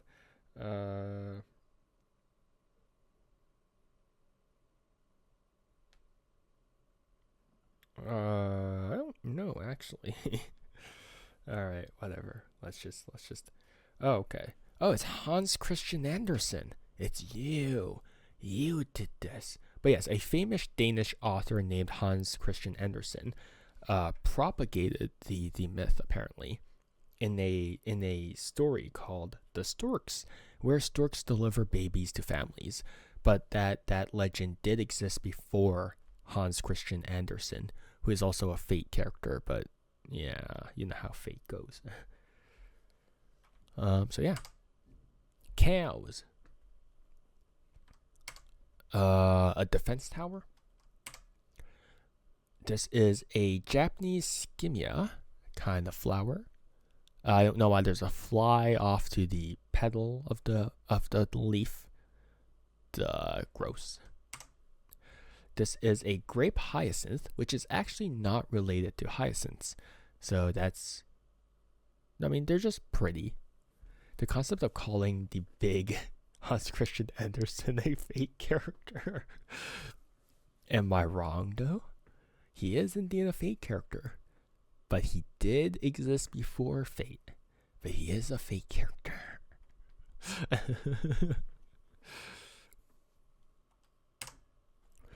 Here we have an English primrose. Again, a lot of nice flowers in Europe, even though it's not exactly that season yet. And yeah, that is the end of the Eco Museum. I spoke too much. Can I eat it? Yes, you can eat things. And now you can go back to watching your wonderful High School Musical, because why not? Right, you guys wanted to watch High School Musical? Psych, you guys are never finishing this friggin' movie, because I'm done with this PowerPoint presentation.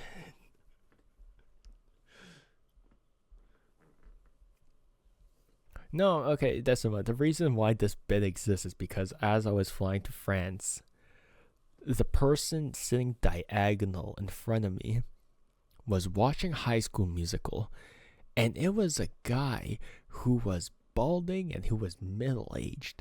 So I was like, why is this man watching High School Musical? So then every single time I think about my flight to France, I just think about this guy who was watching High School Musical, and I was like, what the heck? And that's why there's a bit from this that is entirely revolving around watching High School Musical. It's so dumb. But I'm like, why would this man watch High School Musical, dude? Damn, I just love my typo. The bird typo. Alright. That's the trip. That's the trip. I didn't tell much of what I actually did during the trip. I just presented stuff. Yeah.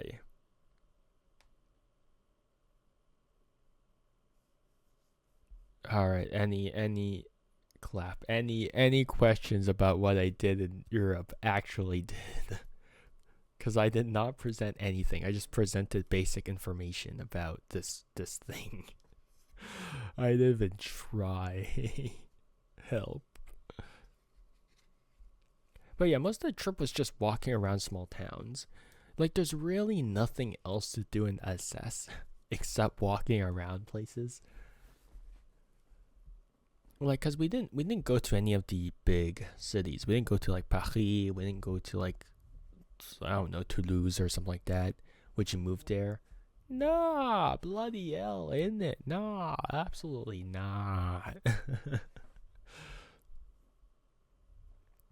I think I'm very much so used to North American lifestyle. Like, I don't mind European lifestyle, but I wouldn't want to live there. I think a very interesting thing about Europe, about France, is that in Japan, you had konbinis. You had konbinis in every single street corner. You had convenience stores everywhere, right?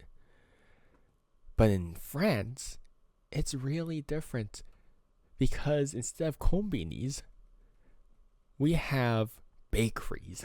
There's bakeries in every single corner, and it's like, wow, why do you guys need so many bakeries? So, I mean, it's good though. It's good. You get fresh bread. It's tasty. It's pretty affordable. It's bread. And yeah. Yeah, and yeah, also I wouldn't want to get dragged to church in a language I barely know. Yeah. I don't know. Like I appreciate Europe. I like Europe, but it's a very different style of life, I guess. It's very different in terms of how the cities look too. Um I am somewhat used to the North American style cities where they are quite tall, like skyscrapers and big things and whatnot like that, right? Like even when I went to Europe, no, even when I went to Paris, right? Like a while back, the buildings there weren't really that tall. They're like you go to the centre ville, you go to the downtown, and it's still kind of small. There's a very nice aspect of European like big cities is that it's very historical too. Like it's very very very. It's there is an inherently a sort of energy knowing that you are standing in such an old place. About now. I just have this association with like downtowns are supposed to be modernized and big and stuff like that, and then like you go to the suburban places and it's just like kind of more quiet. But then when you go to Europe, it's just still quiet. It feels a lot like the suburban areas in my area, you know. If there was one thing or aspect of the towns there that you'd like to see in New York cities, New York, wow, North American cities adopt, what would it be? Trains, trains, good public transport. God, trains, dude, the trains are very convenient.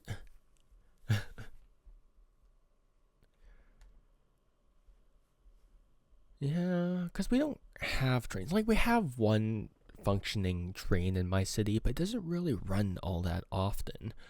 We have, of course, like we are building like a new thing, but we didn't really need to build a new entire system for it either. God, because okay, every time I talk about construction in my city, I have to talk about them, and them I mean the Italian mafia, because the Italian mafia runs the construction in my city, and they make it so that they never fix anything. Every job that would usually take like a year or like a couple months gets dragged on to all eternity. So then, of course, that's like, it gives jobs, it's for money and stuff like that. So the Italian mafia runs the construction in this friggin' city. And so nothing ever gets done properly. When we started building this sort of new system for transportation, they used, I don't know what they were thinking about, but they used like a system from like South Africa. And as you can imagine, the climate between South Africa and Canada is very different.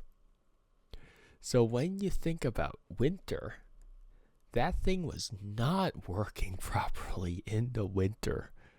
It was so garbage. And then people were complaining. And there were noise complaints about this new system as well. Why did I say that so weirdly? So it's like, what is this, dude? You guys aren't even trying. I kind of want to go to Canada. There's better places to go to than Canada, I find. So, Yeah, it's garbage. It's so bad. This new system was completely useless. It's like, wow. So yeah, trains. But it's not happening because again, construction is run by the Italian mafia. So yeah. Might watch High School Musical. You really don't have to. You really shouldn't. The only reason why High School Musical became popular is because Zac Efron was in it. Zac Efron is not all that.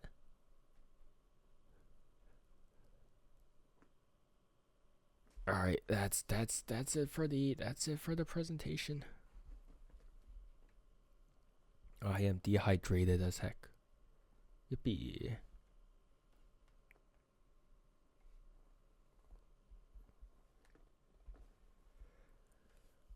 Alright. The best part of the High School Musical is the baseball song. The friggin' baseball song.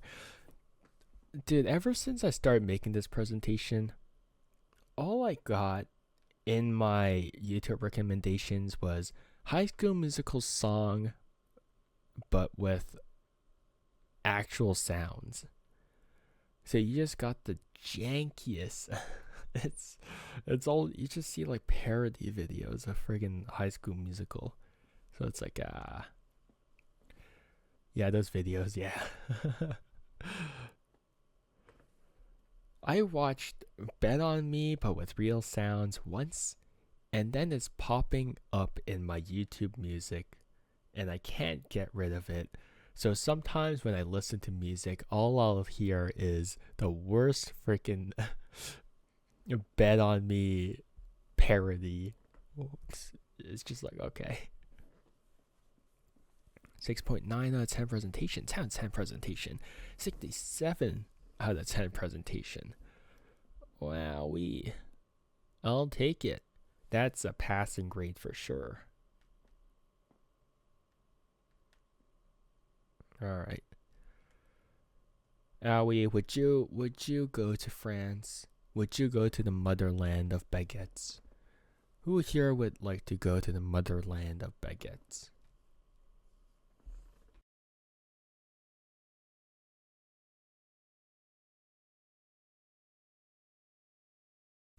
No.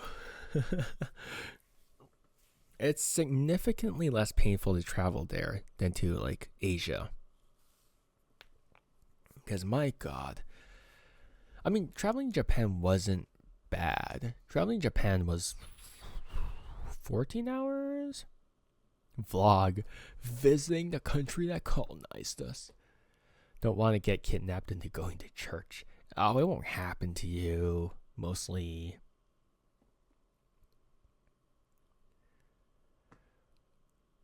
But yeah, I'm not necessarily keen on talking to French people. French people are either extremely polite or they're just racist. A lot of the newer generation is actually quite they were actually quite polite. Like a lot of the newer generation, even if we're visiting like smaller towns, like when we were visiting Sedestat, like just like a random girl who was biking would just be like, "Oh hi," and I'll be like, "Oh hi," which surprised me because I'm like, "Why is this random girl saying hi to me?" So they are polite, right? Like a lot of the newer generation is polite. When we were going to Basel, like at some point a kid would just be like, "Oh hi," as well. Like it was nice. It like a lot of the newer generation is polite, but then you get to a lot of other older generations, and some of them would just be straight up racist. And it's like, oh, yeah, I don't know. I don't know if I want to visit this place too often. Yeah, I would actually call my video that if I did visit. Yeah. Now, on the other hand, I did jump scare a couple of people. they were talking in they're gesturing to things and attempting to speak English, and then I spoke to them in French, and they're like, "Oh, vous parlez français?" I'm like, "Yeah." I guess they got jump scared by an Asian speaking French, which is like, yeah.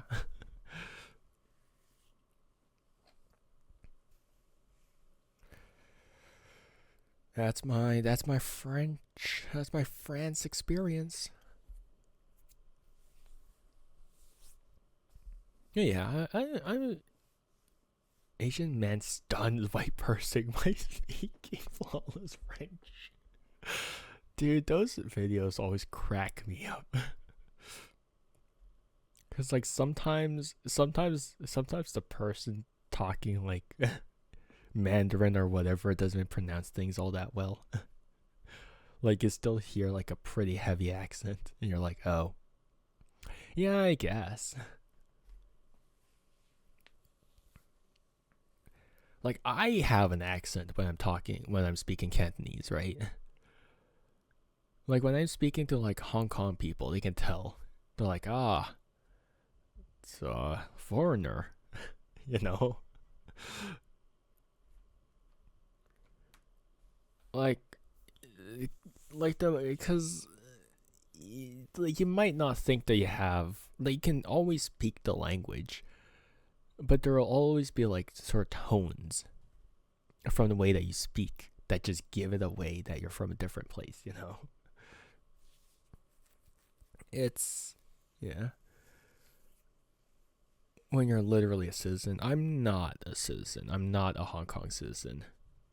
I am not. I lost my Viet accent a long time ago. Damn. How we got how we became a colonizer. That doesn't mean I'm a citizen. Very different.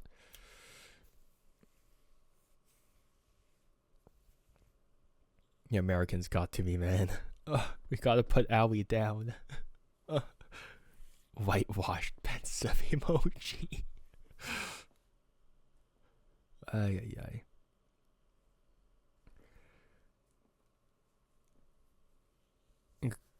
Gotta take me up back. Yeah, I'm sorry, Owie.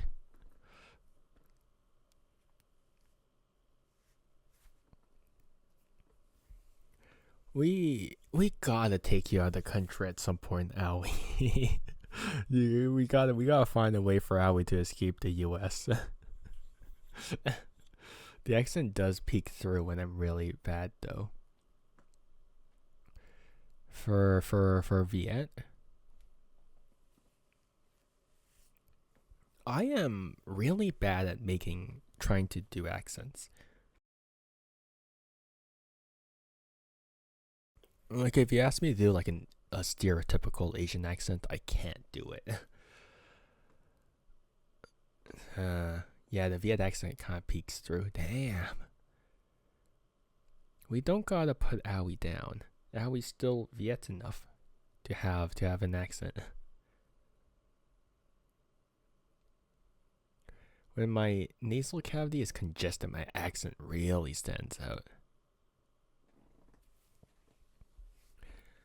I don't know if I have like a particular accent. Obviously, my French has like probably a Quebecois English accent.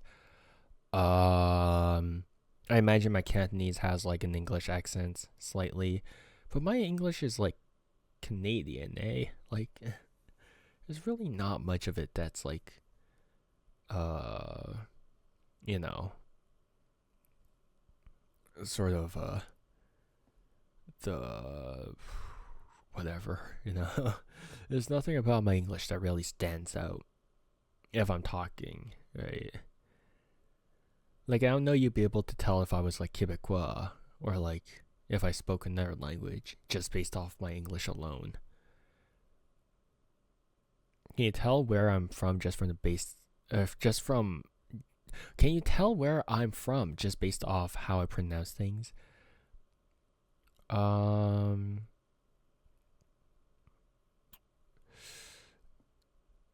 I don't know. I can tell from the way that you spell things, right? Like, oh yeah, you're missing a U off of the way that you spell color and flavor and stuff like that. You don't have a U when you spell those things. I'm like, oh, American. I don't know what to say. Oh, do I have an accent or not? Or no? I think you do. Well, obviously we all have accents. We're not the OG English club, which is the United Kingdom accent. Even then, like in the UK, there's like so many different accents. It's never just one accent. Obviously, we have the Londoner accent, but of course, if you go to like other places in the UK itself, you will have a lot of different accents. Even just in the US, right? Texas accent, your redneck accent, and stuff like that. But no, Owie, I don't think I can tell where you're from based off of things. I'm actually really bad geography, so I'm not good at that. Yeah. I was gonna say something else, but I don't remember.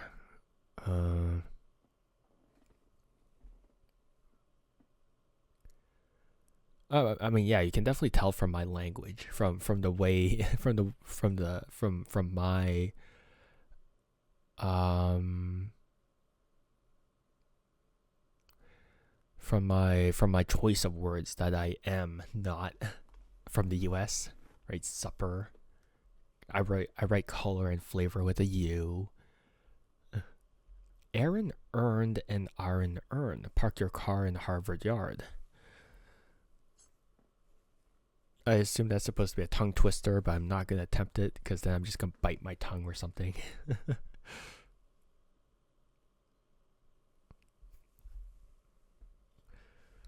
It's like she sold oh my god, I can't even pronounce that. It's supposed to go. It's supposed to out some specific accents. I see. Aaron earned and Aaron earned. Park your car in Harvard Yard.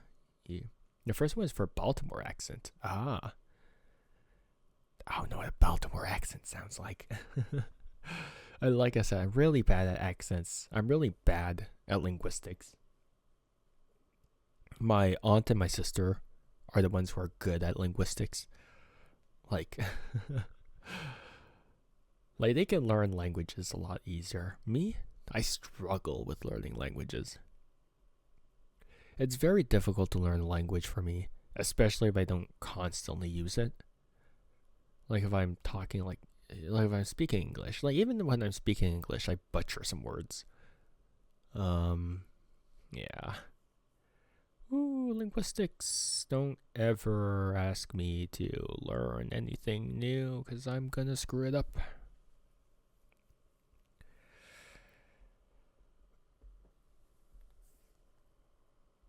Yep, I know how it feels.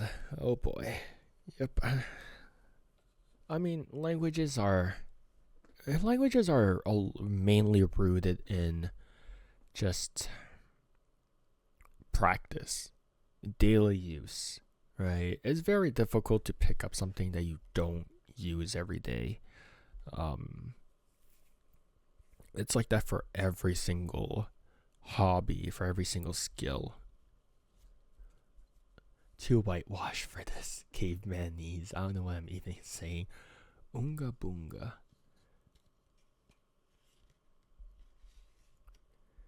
All right. Now we're done. Now we're done. I'm done ranting about my culture. I'm done ranting about my accents and stuff like that. All right, you accented people. That sounds like an insult. Accented people. That's also me, apparently. Ah, crap. I love your culture, though. It's alright. I don't think, at the end of the day, I don't think any culture is perfect. I don't think any country is perfect. At the end of the day, like, alright, you slur. At the end of the day, I think that every culture, every country can improve, right? It doesn't matter if you think the current state is good, it can always improve. To criticize is not to necessarily dislike. I think I can fully criticize certain things while still liking stuff, you know. Uh yeah. Yeah. Like just because I like Chinese culture or Canadian culture doesn't necessarily mean I'm like, oh yeah, I'm blind to its flaws. Like obviously everything has flaws. That's fine. All right, you accented people, bombastic side eye. All right, thanks for joining. Thanks for hanging out, lads. Thanks for hanging. Wow. Okay. Thanks for. I can't use the text to speech bot because when I say, "Oh my bloody god," it sounds like the F slur. Oh. Oh no. Oh no.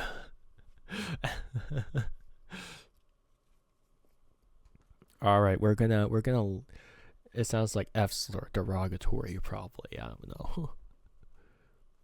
Text to speech bot would absolutely do that. Dylan was laughing so hard at it.